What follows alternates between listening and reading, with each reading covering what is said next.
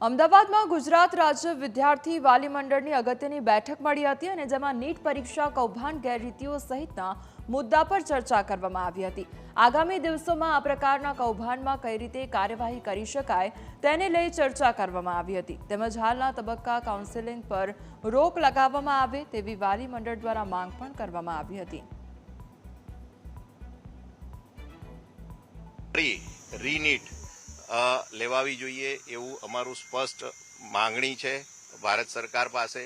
અને જે શિક્ષા મંત્રી છે ધર્મેન્દ્ર પ્રધાન શ્રીજી એમને પણ અવારનવાર ટ્વીટ કર્યા છે।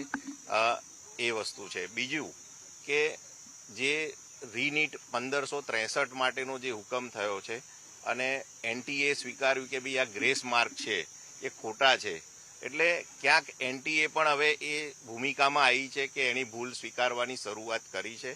જે ચોરી થઈ છે બિહારમાં એફઆઈઆર થઈ છે, આવનારા સમયમાં અમને એવી ચોક્કસ અપેક્ષા છે કોર્ટ પાસે અને ભારત સરકાર પાસે કે એ આ દિશામાં આગળ વધે અને વિદ્યાર્થીઓના તેજસ્વી, ખાસ કરીને હું કહું છું તેજસ્વી વિદ્યાર્થીઓના ભવિષ્ય માટે યોગ્ય નિર્ણય લેશે। રીનીટના મુખ્ય 4 મુદ્દાઓ છે, જેની અંદર સૌથી પહેલું કે કાઉન્સેલિંગ સ્ટોપ કરાવવું અને કાઉન્સેલિંગ માટે અમે અહીંયાથી એક પત્ર ઝુંબેશ ચાલુ કરવાના છીએ અને માનનીય સુપ્રીમ કોર્ટના વડા ચંદ્રચૂડ સાહેબ શ્રીને અમે પત્ર દ્વારા જણાવવાના છીએ કે કાઉન્સેલિંગ કેમ સ્ટોપ થવું જોઈએ।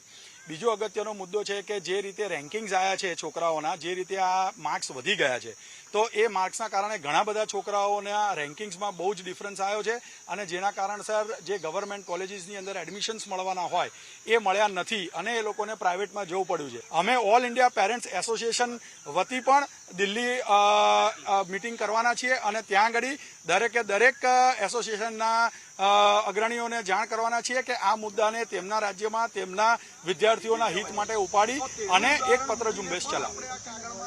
નીટનું પરિણામ જાહેર થઈ ચૂક્યું છે અને નીટમાં જે પ્રકારની ગડબડી સામે આવી છે તેના કારણે સમગ્ર દેશમાં રોષ જોવા મળી રહ્યો છે, વાલીઓ અને વિદ્યાર્થીઓમાં રોષ જોવા મળ્યો છે, કારણ કે આ જે પરિણામ જાહેર કરવામાં આવ્યું છે તેનાથી ક્યાંક ને ક્યાંક જે હોશિયાર વિદ્યાર્થીઓ છે તેઓને અન્યાય થઈ રહ્યો છે અને જે વિદ્યાર્થીઓને ક્યાંક સરકારી અને ગ્રાન્ટેડ જે મેડિકલ કોલેજો છે તેમાં એડમિશન મળવાનું હતું તેઓએ હવે ખાનગી કોલેજોમાં એડમિશન લેવા પર મજબૂત બનશે તે પ્રકારની પરિસ્થિતિનું નિર્માણ થયું છે। આપણી સાથે વાલીઓ છે અને વિદ્યાર્થીઓ છે, તેમની સાથે વાત કરશું અને જાણશું કે કેટલું ટેન્શન જે છે તેમને થઈ રહ્યું છે।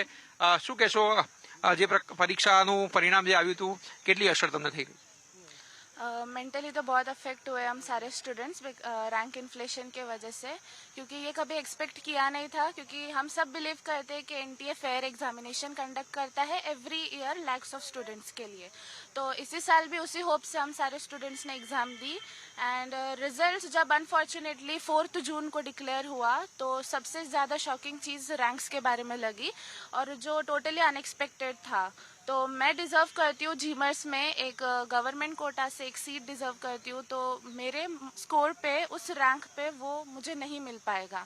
सो डिज़र्विंग होने के बावजूद भी हमें वो सीट नहीं मिल रही है। सो हमारी बिग आस्क है इसलिए कि आप रीनीट करवाओ और तब तक के लिए आप काउंसलिंग पे होल्ड कर दीजिए और फास्ट डिसीजन बनाइए सो दैट काउंसलिंग आगे। શું કહેશો, શું તમને લાગે છે, શું નુકસાન થયું તમને as a person? As a student તો એ મેન્ટલી બહુ જ અફેક્ટ કરે છે। મતલબ જે તમે વિચાર્યું હોય કે જે ગવર્મેન્ટ સીટ મળવાની છે એની જગ્યાએ તમારે પ્રાઇવેટમાં જ્યારે એડમિશન લેવાનો વારો આવે તો એ સાચેમાં બહુ જ અફેક્ટ કરે છે। અને મતલબ જેવું એણે કીધું કે મતલબ એક 67 મતલબ after scoring 720 if you are not getting in AIIMS Delhi, તો મતલબ એનું કોઈ મહેનત કરવાનો બી પછી ક્યાં સુધી સ્કોપ ક્યાં સુધી હોય? મતલબ 67 સ્ટુડન્ટ્સ એ બી સિરિયલ વાઇઝ, જે 62 ટુ 68 સમથિંગ છે એ સિરિયલ વાઇઝ રોલ નંબર છે અને દે આર ગેટિંગ 720, તો સમથિંગ બ્રીચ તો છે એમાં વસ્તુ અને ડેફિનેટલી રીનીટ થવી જોઈએ અને ત્યાર સુધી કાઉન્સેલિંગ પર બી સ્ટે આવવો જોઈએ। જે 1563 વિદ્યાર્થીઓ માટે ફરી પરીક્ષા યોજના તમને લાગે છે ફેર છે? એકચ્યુઅલી એનાથી મેરિટમાં તો કોઈ ખાસ ફરક નહીં પડે। ગ્રેસ માર્ક્સ તમને ગ્રેસ માર્ક્સ કઈ રીતે આપી શકો છો? ઇફ 40 મિનિટ્સ ડિલે થયું છે કે 20 મિનિટ્સ પેપર ડિલે થયું છે તો તમે એટલા મિનિટ એમને એક્સ્ટ્રા ટાઈમ આપી કાઢો, એનું કોઈ પેલું ગ્રેસ માર્ક્સનું તો કોઈ બેઝિસ જ નથી ના। એ જે ફોર્મ્યુલા કહે છે કે જે રીતે એમણે એ બધું ઓનલાઈન એક્ઝામ માટે છે, ના કે OMR બેઝડ એક્ઝામ માટે। એ કોમ્પ્યુટર બેઝડ એક્ઝામ માટે આવ્યું હતું ને એ બી કંઈક સુપ્રીમ કોર્ટે 4 વર્ષ પહેલા આપ્યું હતું અત્યારે એવું કોઈ એ પોતે જણાવવા બી તૈયાર નથી કે કયો ફોર્મ્યુલા કયો છે. સો એ લોકો દરેક એલિગેશન્સને ડિનાય કરે છે કે કોઈ એક્ઝામમાં કોઈ બ્રીચ નથી થઈ અને એક્ઝામ પ્રોપર રીતે કન્ડક્ટ થઈ છે. બટ ધેર ઇઝ સમથિંગ જે હજુ સુધી બહાર નથી આવ્યું. They are not answering for that also. એક વાલી તરીકે કેટલા ચિંતિત છો અને જે પ્રકારથી આજે ચાલી રહ્યું છે કેટલી અસર તમને પડી? આજે દેશના 23 લાખ વિદ્યાર્થીઓનું ભાવિ જોખમમાં છે. જે થઈ ગયું એ ઘણું બધું થઈ ગયું. બધાએ ઘણી બધી વાત કરી લીધી. આ કર્યા પછી આપણો આ બુદ્ધિશાળી દેશ, એના બુદ્ધિશાળી વહીવટકર્તાઓ જેમ કે ચીફ જસ્ટિસ છે, વડાપ્રધાન છે. આપણા વડાપ્રધાને 280 રેલી કરી. તમે મીડિયામાં બોલ્યા હતા, કેટલી ઓલા રોડ શો કર્યા મને યાદ નથી. 80 ઇન્ટરવ્યુ કર્યા. હા, 80 ઇન્ટરવ્યુ. આ વડાપ્રધાન પાસે 2 મિનિટ નથી છોકરા માટે બોલવા. સાહેબ 2 મિનિટ શું અપેક્ષા રાખી? આજ 1 કરોડ વિદ્યાર્થીના વાલીઓને જો ચૂંટણી પહેલા પરીક્ષાનું આ રિઝલ્ટ આપ્યું હોત ને તો સાહેબ આપ મારી યારે ગાંધીનગર ચા પીતા હતા. આ સિમ્પલ વસ્તુ છે. પોલિટિક્સે સમજવાની જરૂર છે. દેશના 1 કરોડ નાગરિકો ઉપર ટેન્શન છે, એને સરખી રીતે એડ્રેસ કરવાની જરૂર છે. ચીફ જસ્ટિસ આજ વેકેશન માણી રહ્યા છે, કોલોનિયલ વેકેશન અંગ્રેજોના ટાઈમમાં. હું તો આશા રાખું કે હવે મારો જન્મ અંગ્રેજોના જમાનામાં જ થાય કે એ વેકેશન એ લોકો એના દેશમાં જઈને મનાવતા, એ મનાવે તો ખરા. આજે આપણે 8 તારીખ આપી કોર્ટમાં. જે છોકરા ડિઝર્વ કરે છે શું કરશે યાર? તમે શું લઈને આ દેશને દેખાડવા માંગો છો?